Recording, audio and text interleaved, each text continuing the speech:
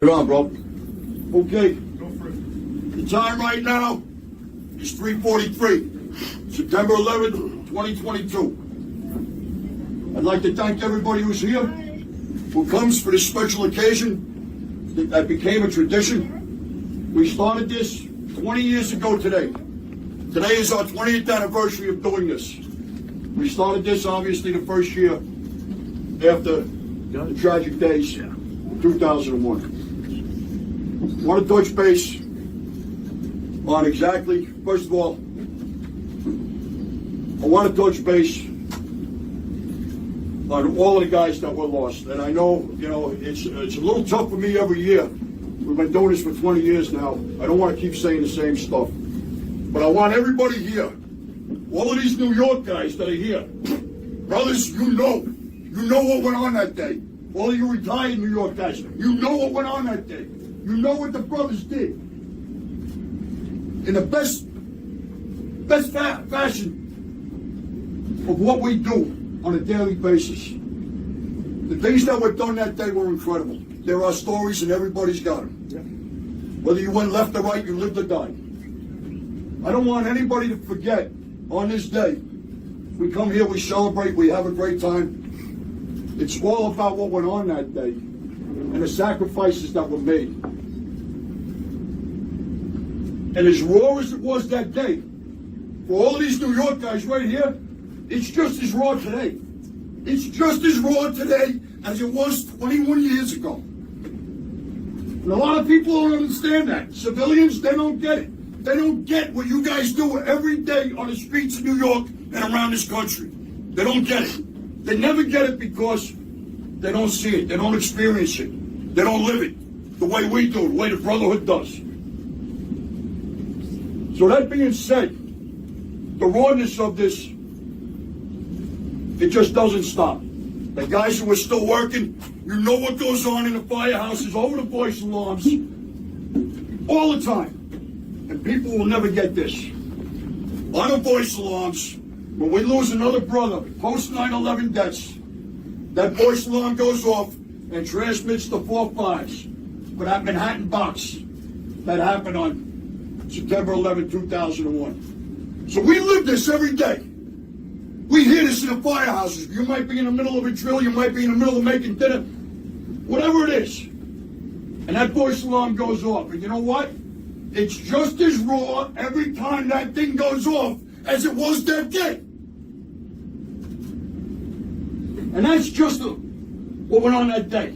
Now we step into post 9/11s the way I was talking.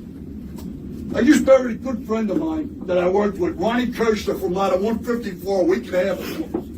A month before that, Richie Toshak from Engine 307 worked with him, worked in the house with him, walked the steps with all of those guys. They're gone.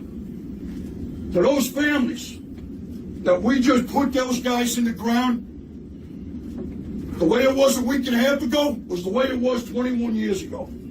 On today, it's just as raw. It hasn't stopped. And I want you guys to understand that, man. It hasn't stopped. And that's why we come here to McSorley's, this place that oozes New York, this place that our brothers loved. They love coming here, just the way you guys do. And that's why we come here. This is part of New York. This building right here lives and breathes. And it's because of the people who come here. It's because of the workers that work here. And the way they take care of you guys every year. And every time you walk through this door, the way the workers here take care of you. So don't forget that today when you swear up your building. But you guys know what I'm saying, all right? I don't want anybody to think that, and I'm going to put it on the table. Last year, 20 years ago last year, we took this thing, we brought it outside, and it was awesome. It was great. After that, we went to sunset ceremony. It was beautiful. It was real crowded, but I'm going to tell you, I was so, excuse my French, fucking pissed off at the end of the night with the way that street looked, with the beer bottles, the beer cans, the garbage in the streets at our memorial. I was never so pissed in my life. I couldn't leave it like that. Went into 10 and 10, got a bunch of garbage bags, grabbed my sons, grabbed a bunch of brothers. I'm like, let's go, boys. We ain't leaving this like this. Took about 20 minutes. We cleaned that place up. So we're down here tonight. Do us all a favor. Keep an eye on our place. And don't ever let that happen again. Absolutely. Right. Yeah. Because that was talking about a smack in the face to all of our brothers that were lost that day. Don't let that happen. You guys are going to be there. Make sure that place is clean. I shouldn't have to say it, but unfortunately I did. I did have to say it because it bothered me that much. So all of this being said, understand this is raw. Every day that we live, especially for all the New York guys. For the brotherhood, but especially for all the New York guys. All of this being said, I'd like everybody to raise your glass and toast our 343 brothers. And we are at the number of 300 post 9/11 deaths. 300 post 9/11 deaths. Last year, when I was outside on the back of 3 truck, it was 287. We're right around that 300 number right now. It's going to keep going, folks. Please, remember all of our guys that are sick. There's plenty of them. There's plenty of guys in hospice. There's plenty of guys that are fighting the illnesses from that day. Please, in your thoughts and prayers every day, include them. They need your help. They need your prayers. To all of you, God bless you all. God bless our 343 brothers. God bless America.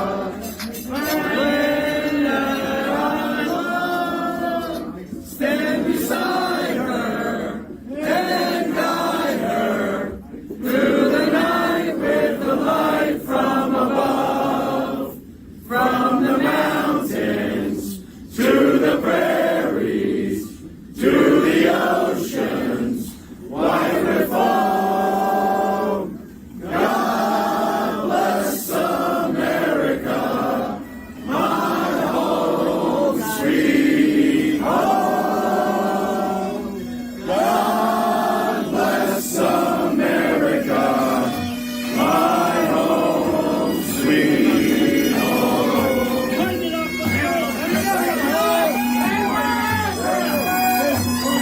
You got it.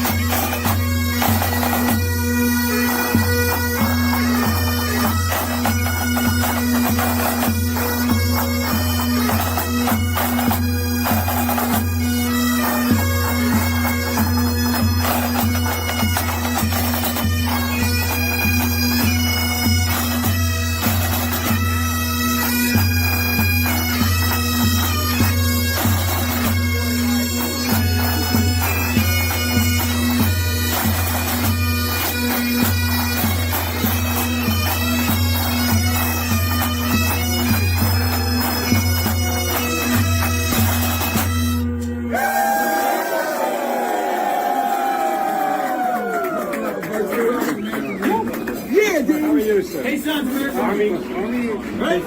what branch? Andrew. Army. Andrew. Different. Here we go. All right. Hey, put, hard.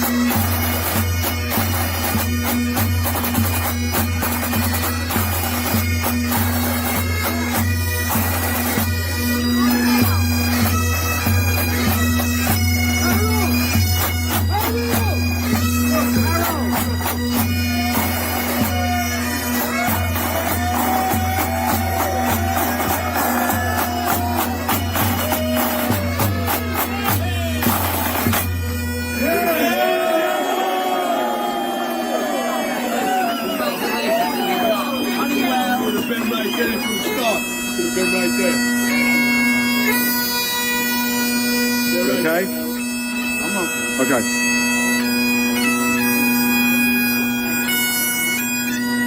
You're good, you're good.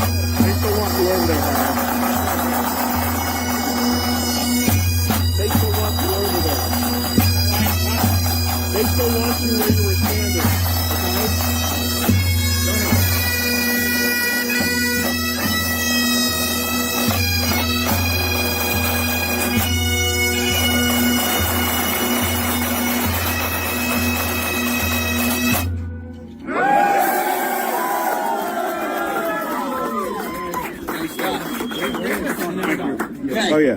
Yeah. Right, right. Right to the whistle. We know. Hey, quick.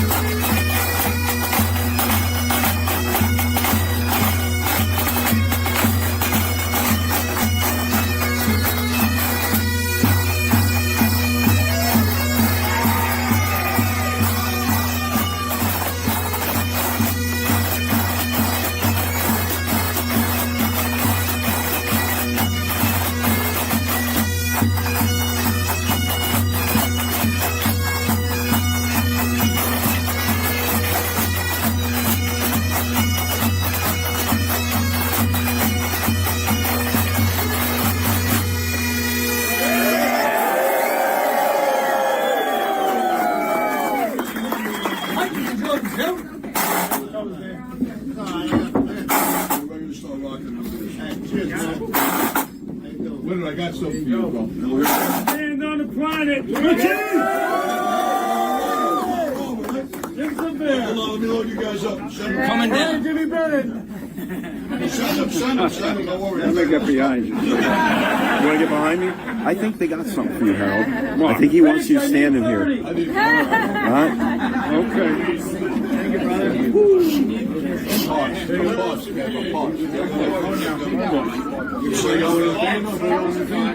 Brandon doesn't get two. How many you need down here? Rick! Robbie's on FaceTime. Robert! Robbie's from Mexico. He's in the Air Force. There you go, brother. Robert!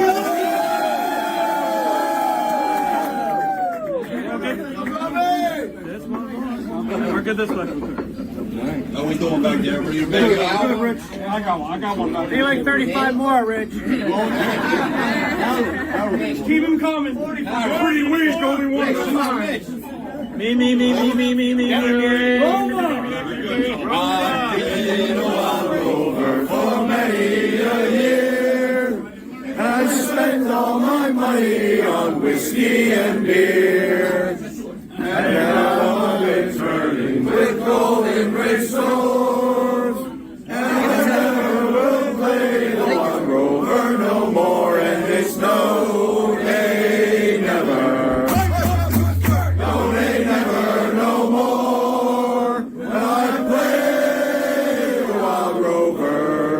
No, never, no more. I went to an alehouse I used to frequent, and I told the landlady my money was spent. I asked her for credit, she answered me nay. Such a customer like yours I could have any day, and it's no, nay, never. No, nay, never, no more. When I play a wild rover, no, never, no more. I took from my pockets and sovereigns bright, and the landlady's eyes opened wide with delight. She said, I have whiskey and wine till the last, but the words that I spoke they were only in jest, and it's no, nay, never. No, nay, never, no more. When I play the wild rover, no, never, no more. I go back to my parents. Kevin knows the word. Confess what I've done, and I ask them to pardon their prodigal son. Thank you, Kevin. And then I live me as old times before. I never will play the wild rover no more, and it's no, nay, never. No, nay, never, no more.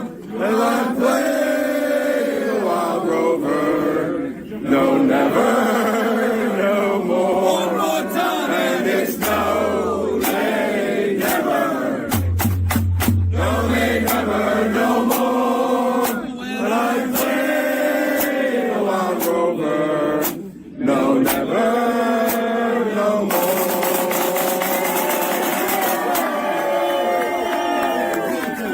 You think after 21 years you'd know the words? All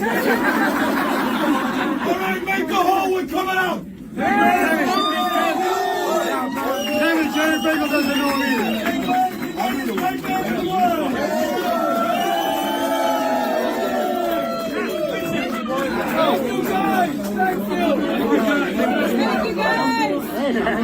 you. Thank you.